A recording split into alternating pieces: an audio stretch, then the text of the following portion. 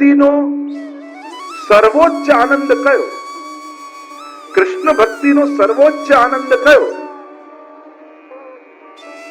તો કૃષ્ણ ભક્તિનો સર્વોચ્ચ આનંદ એ કે રાસ સમય, એ મહારાસ સમયે સ્વામીજીને રાસમાં જે આનંદ અનુભવ થાય છે એ સર્વોચ્ચ આનંદ, એનાથી ઉપર બીજો કોઈ આનંદ નથી. સર્વોચ્ચ કોઈ સિરમોર આનંદ કોઈ હોય તો મહારાસ સમયે જે સ્વામીજી આનંદ અનુભવે છે એના ઉપર ઠાકોરજીના સ્નેહ આવે. એમ હરિરાયજી કે અપનો કર ગોકુલપતિ, અરે વિદ્યમાન આનંદ તજી ચલત ક્यों અપાથે, જય જય શ્રી વલ્લભ પ્રભુ વિઠ્ઠલેશ સાથે. એ તો વિદ્યમાન સામને ઉભેલો આનંદ છે, એને છોડીને વૈષ્ણવ ક્યાં ભટકે? છઠ્ઠું લક્ષણ આપ્યું, ઠાકોરજીના મુખમાંથી વેદોનું પ્રાગટ્ય છે. વેદ પ્રભુના મુખમાંથી નિશ્વાસમાંથી પ્રગટ્યા છે. તો શ્રી મહાપ્રભુજીનું પણ નામ છે વેદ પારગ. આ વેદ પારગ છે, કર્મ માર્ગ પ્રવર્તક છે, વેદની સર્વ મર્યાદાઓને પાળનારા છે. ઉજ્જૈન જયારે મહાપ્રભુજી પધાર્યા ને ત્યારે ત્યાં બધા જ બ્રાહ્મણોને એમ થયું કે આટલા મોટા વિદ્વાન આટલી નાની વયમાં, લાવ એમની પરીક્ષા કરીએ. બધા જ એમની પાસે પરાસ્ત થઈ જાય છે. એટલે 100 બ્રાહ્મણોએ નક્કી કર્યું કે આપણે બધા એક એક કરીને નહીં, એક સાથે 100 પ્રશ્ન કરીશું. અને મહાપ્રભુજી બિરાજ્યા હતા, ચારે બાજુ 100 બ્રાહ્મણ ગોઠવાઈ ગયા, યુક્તિ કરી આજે તો મહાપ્રભુજીને હરાવવા છે, કેમે કરીને છલ કરીને શાસ્ત્રાર્થમાં હરાવીશું, એક સાથે 100 પ્રશ્ન કરીશું. અને મહાપ્રભુજી વચમાં બિરાજ્યા, 100 બ્રાહ્મણોએ એક સાથે પ્રશ્નો કર્યા અને મહાપ્રભુજીએ 100 મુખ ધારણ કરી બધાને એક જ ક્ષણે ઉત્તર આપી નિરુત્તર કરી દીધા. આપ તો વેદના જ્ઞાતા છે, આપના પૂર્વજો કેવા છે, એ વેદને જાણનારા, વેદના તત્વ જ્ઞાનને જાણનારા. અને વેદનું ફળ ભાગવત, અને ભાગવતને મથીને સેવા માર્ગ મહાપ્રભુજી આપણને આપ્યો છે. કારણ કે ભાગવત નિગમ કલ્પ તરોર કલિતમ ફલમ શુક મુખાદ અમૃત દ્રવ સંયુતમ પીબત ભાગવતમ રસમાલયમ મૂરહો રસિકા ભૂઈ ભાવુકા. આ વેદનું ગલિત ફળ ભાગવતજી છે. અને પુષ્ટિ માર્ગ એ ભાગવતી ભક્તિ કહો, નિર્ગુણ ભક્તિ કહો, નિષ્કામ ભક્તિ કહો, પુષ્ટિ ભક્તિ કહો, આપણે સમાનાર્થી શબ્દો છે. ભાગવતજીનું દોહન કરી જે નવનીત નીકળ્યું એ જ પુષ્ટિ માર્ગ રૂપે આપણને આપ્યું છે મહાપ્રભુ. તો વેદોનું પ્રાગટ્ય તો શ્રી વલ્લભના મુખમાં સદા વેદ બિરાજમાન છે. 7મો ધર્મ આપ્યો, પ્રભુના મુખમાં અધરામૃત છે. અધરમ મધુરમ મદનમ મધુરમ નયનમ મધુરમ. તો એ જ સુધારું શ્રી વલ્લભ પોતે છે. આપ વચનામૃત દ્વારા, કારણ કે મુખારવિંદ થી 4 પ્રકારે કૃપા કહી છે. વાર્તા સાહિત્ય આદિ તમે જુઓ, ચરવિત, જૂઠણ, વચનામૃત અને અધરામૃત. તમે વાર્તા સાહિત્યનો થોડું કરો તો આ 4 શબ્દ તમને મળશે. તો એ સમયે જ્યારે સાક્ષાત પ્રભુ વ્રજમાં બિરાજતા હતા ત્યારે અધરામૃત અને સુધા દ્વારા જીવોને ઉદ્ધાર કર્યો. અને આચાર્ય રૂપે જ્યારે મહાપ્રભુજી ભૂતલ પર પધાર્યા ત્યારે સ્વયંના વચનામૃત દ્વારા જીવોનો ઉદ્ધાર મહાપ્રભુજીએ કર્યો છે. ભાગવતજીના 7 પ્રકારે અર્થ મહાપ્રભુજીએ કર્યા. શાસ્ત્રે, સ્કંદે, પ્રકરણે, અધ્યાય, વાક્ય, પદેક્ષરે એકાર્થ સપ્તદા જાનન અવિરોધેન મુચ્યતે. 7 પ્રકારે ભાગવતજીના અર્થો કર્યા મહાપ્રભુજી. અને આ ભાગવતજીના ગૂઢ તત્વોને સમજાવી આપણને આ ભગવાનની લીલાઓ સમજાવી છે. એક એક સ્થાનોમાં વ્રજના સ્થાનોને પ્રગટ મહાપ્રભુજીએ કર્યા. આ લીલા આ સ્થાન પર થઈ, આ લીલા આ સ્થાન પર થઈ. અને આમ એ જે સુધા હતી, સારસ્વત કલ્પમાં પ્રભુએ જેનું દાન કર્યું હતું એનું જ દાન મહાપ્રભુજીએ વેણુ ગીત પુનઃ યુગલ ગીત કી રસ બરખા બરખાઈ પ્રગટ ભય માર્ગ રીત દિખાઈ. આપે આપના વચનામૃતો દ્વારા સિંચન કર્યું છે. જ્યારે જ્યારે જીવ વલ્લભના વચનામૃતનું શ્રવણ કરે છે, અને વલ્લભ અને ગુસાઈજીના વચનામૃત એ તો સ્વરૂપાત્મક છે. આપણે ત્યાં પ્રસંગ આવે છે ને, એકવાર કિશોરીબાઈ શ્રીનાથજીના દર્શન કરવા આવ્યા. દર્શન કર્યા ને તો શ્રીનાથજી બાબા હસ્યા એમની સામે જોઈને कटाक्ष से. और जब श्रीनाथ जी बाबा कटाक्ष से हंसे, किशोरी बाई को संशय हुआ. आई गुसाई जी के पास और विनती करने लगी, जयराज आज श्रीनाथ जी बाबा मेरे सामने कटाक्ष से हंसे, ऐसा क्यों? तब गुसाई जी ने कहा, इसलिए हंसे कि किशोरी बाई तुम्हें बाल भाव का तो अनुभव है पर किशोर भाव का अनुभव नहीं, माधुर्य भाव का अनुभव नहीं है. कृपानाथ आप कृपा करो तो अनुभव हो।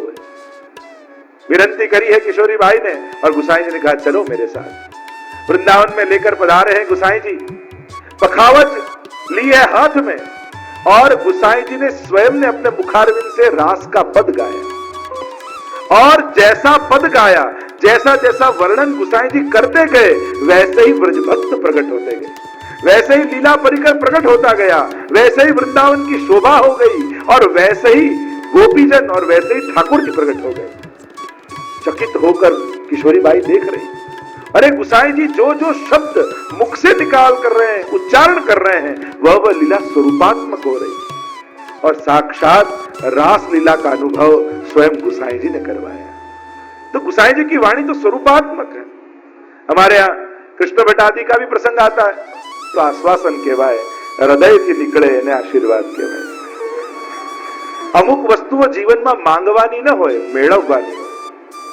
પ્રેમ, સન્માન અને આશીર્વાદ, આ ત્રણેય વસ્તુ માંગીને મળે ને એમાં મજા જ ના આવે। પ્રેમ કોઈની પાસે માંગો અને એમાં આપે તો એમાં કઈ આનંદ છે? એનું તો પાત્ર બનવાનું હોય, અને પાત્ર બનીએ એટલે આપમેળે આપણી તરફ વરસવા લાગે। સન્માન પરાણે કરાઈએ તો એનો આનંદ આવે ના। वैसे ही आशीर्वाद भी उसकी योग्यता संपादित करनी चाहिए, उसके योग्य बनना चाहिए। ये तो निकले, ये तो मेड़ववाना हो। तो महाप्रभु जी 4 माध्यम से कृपा करते हैं। पहला कहा नेत्रों के द्वारा, क्योंकि आपके नेत्र कृपामय हैं, और जिस तरफ श्री महाप्रभु जी दृष्टि करते हैं, क्योंकि आपके नेत्र कैसे हैं, सर्वोत्तम सूत्र में भी कहा पद्म दलायत विलोचना, कमल की पंखुड़ियों जैसे श्री वल्लभ के नेत्र हैं। और जैसे कमल निस्संग होता है, शीतल होता है, कोमल होता है, सुंदर होता है, वैसे ही श्री वल्लभ के नेत्र कोमल है, शीतल है और सुंदर है। हमारे पुष्टि पुरुषोत्तम के नेत्र कटाक्ष होते, देखना आप श्रीनाथ जी बाबा के नेत्र देखो कटाक्ष, महाप्रभु जी के नेत्र देखो कटाक्ष। हमारे यहाँ कठोर नेत्र नहीं है, सीधी दृष्टि नहीं है, चरणारविंद की ओर दृष्टि, क्योंकि शरण आए सोई तारे, जे जन शरण आए सोई तारे। जिन्होंने चरण पकड़े हैं उन पर कृपा दृष्टि, और इसीलिए झुके हुए नेत्र होते हैं, कटाक्ष नेत्र होते हैं। उग्र नेत्र नहीं, कोमल है।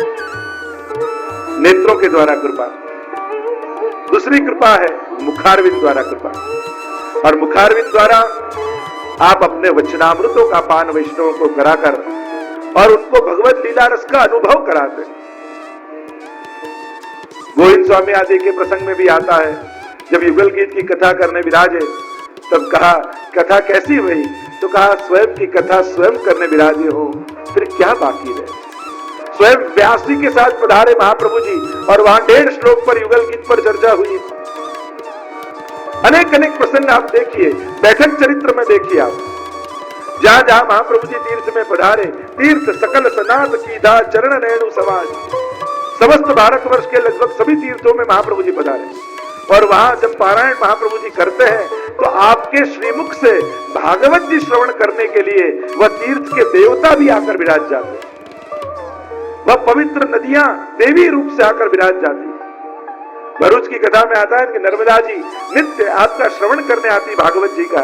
कब किसी वैष्णव ने पूछा कि वो रोज एक स्त्री आती है, वो कौन है, तो कहा वो नर्मदा जी है, हमारे यमुना जी की बहन है, नित्य श्रवण करने आती। वैसे बैठक चरित्र में आप प्रत्येक चरित्र बांचिए, जो जो तीर्थों में महाप्रभु जी पधारे और भागवत जी का पारायण किया, उस तीर्थ के देवता नित्य भागवत जी स्वयं श्री वल्लभ के मुखारविंद से सुनने के लिए पधारते। ये महत्ता महाप्रभु जी की वाणी की है। तो मुखारविंद के द्वारा कृपा, अधरामृत के द्वारा कृपा, आपका प्रसादी अधरामृत जिसको दिया उसकी बुद्धि निर्मल हो गई।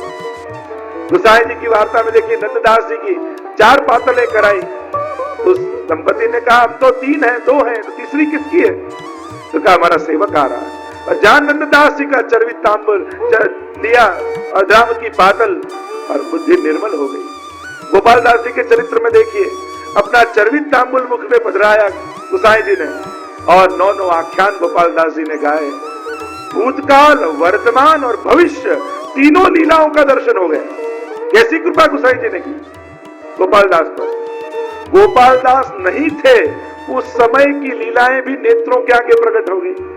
आप तीसरा आख्यान देखिए,